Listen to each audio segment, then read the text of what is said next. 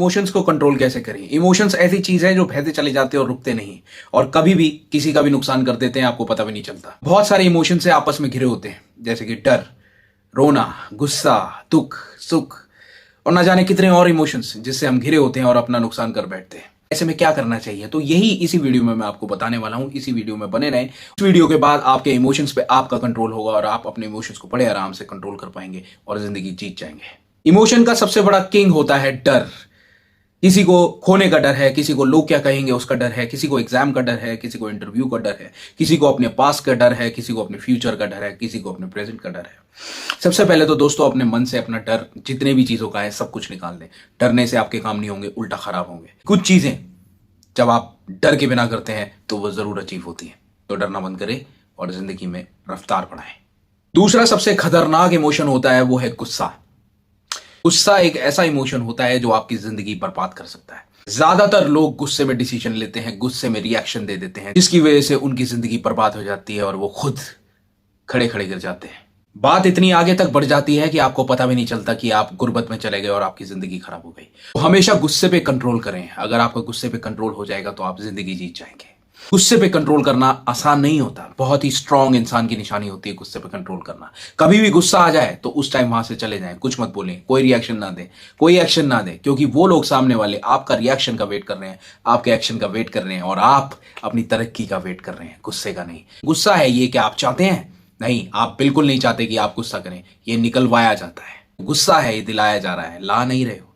तो अपने गुस्से को शांत रखें, रिएक्शन ना दें, एक्शन ना दें और उस जगह से चले जाएं। आपने ये कर लिया ना दोस्त वो सामने वाला व्यक्ति खत्म हो जाएगा। अगर आपने रिएक्ट कर दिया, अगर आपने एक्ट कर दिया तो आपकी हार हो जाएगी दोस्तों। आप ही बर्बाद होंगे, वो जीत जाएगा। और मैं नहीं चाहता कि आप हारे, मैं आपको हारने नहीं दूंगा। मेरी वीडियोस देखते रहें। तीसरा, नेगेटिव एनवायरनमेंट से बिल्कुल दूरी बनाने। जितने भी नेगेटिव एनवायरनमेंट आपके इर्द गिर्द हैं, जो आपको जहां से नेगेटिविटी आती है वहां से हट जाए, वहां से अपने आप को हटा ले। वो चाहे घर क्यों ना हो या दोस्ती यारी क्यों ना हो, क्योंकि जहां से आप नेगेटिव वाइब्स लेते हैं आपका माइंड भी नेगेटिव होना शुरू हो जाता है और आप नेगेटिव डिसीजन लेने शुरू हो जाते हैं। कोई भी सिचुएशन में नेगेटिव हो जाते हैं और जनरली उसका इफेक्ट कहां से आया है ये आपको पता ही नहीं होता। वो आपकी संगत से आया है, वो आपके दोस्तों से आया होगा, उठते बैठते हैं वहां से आया होगा। मैं ये नहीं कहता परिवार नेगेटिव होता है, लड़ाइयां नहीं होती। तो अपने आप को नेगेटिव एरिया से हटा दें, बिल्कुल डिटैच कर दें, क्योंकि नेगेटिव एरिया आपके लिए बहुत ज्यादा हार्मफुल है और आपके सक्सेस के लिए भी। सबसे खराब क्वालिटी जो आपके अंदर है वो है अच्छा बनने की, जन सेवा करने की। तो सबसे पहले अच्छा बनना बंद कर दें। आपको कोई जरूरत नहीं है अच्छा बनने की या किसी की जन सेवा करने की, किसी भी इंसान की या वस्तु की सेवा करने की। आप सेवा करना चाहते भी हैं तो एक्सपेक्टेशंस ना रखें, बिल्कुल निस्वार्थ। ये एक्सपेक्टेशन ना करें कि सामने वाला भी आपकी मदद करेगा या आपकी सेवा करेगा।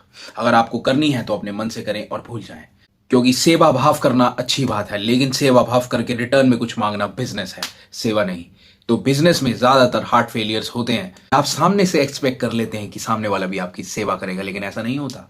आपका दिल टूटता है, आप हर्ट हो जाते हैं, आप दुखी हो जाते हैं। तो ऐसे में सामने वाले से एक्सपेक्ट ना करें। आपको यही बोलूंगा कि ज्यादा अच्छा बनने की जरूरत नहीं है, ज्यादा सेवा भाव रखने की जरूरत नहीं है। आपको लगता है कि यहाँ पे मदद करने से उनका फायदा हो जाएगा तो वहां कीजिए, डेफिनेटली कीजिए। जहां आपका नुकसान हो रहा हो, बार बार हो रहा हो, वहां पे हेल्प करने की जरूरत नहीं है, वहां से हटने की जरूरत है और वहां पे बुरा बन जाना ही बेहतर है। ज्यादातर लोग अपने प्रोसेस को बड़े ओपनली बता देते हैं कि मैं ये करने वाला हूं, मैं वो करने वाला हूं, आज मेरा दिन ऐसे जाने वाला है, आज मेरा दिन ये ऐसे जाने वाला है, मैं ये प्रोसेस में लगा हूं, मैं वो प्रोसेस में लगा हूं, मेरा ये प्रोजेक्ट पेंडिंग है और मेरा वो प्रोजेक्ट पेंडिंग है, मैं इसको इस तरीके से करूंगा, मैं उसको उस तरीके से करूंगा।